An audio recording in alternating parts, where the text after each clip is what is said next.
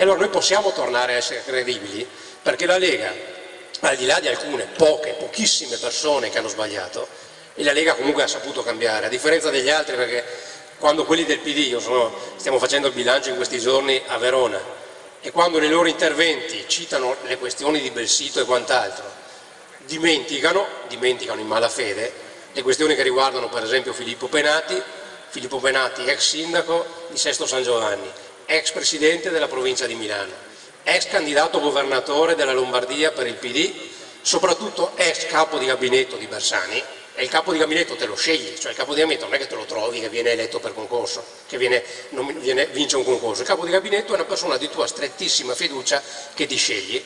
E allora l'ex capo di gabinetto di Bersani è semplicemente accusato di aver preso milioni, no 2.000, 3.000 euro, milioni di euro di tangenti per speculazioni urbanistiche. Allora forse il PD, prima di pensare a casa degli altri, dovrà pensare ai serissimi problemi che hanno loro.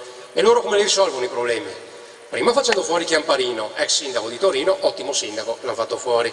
E adesso cercando di far fuori Matteo Renzi, perché insomma è un buon sindaco, allora quelli bravi meglio farli fuori, così si mantiene la nomenclatura, D'Alema, Bersani, sempre solo loro. E poi vengono a parlare e dare lezioni a noi. Pensino ai problemi molto seri che hanno in casa loro.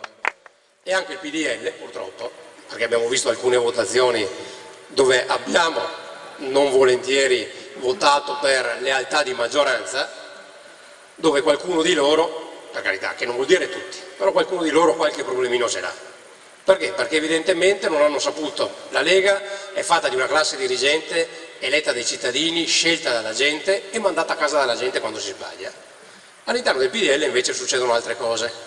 Perché? Perché alcuni di loro vengono da sistemi e da gestione politica che è tutt'altra cosa da quella a cui noi siamo abituati. Per questo dicevo le cose non sono mai cambiate e devono ancora cambiare.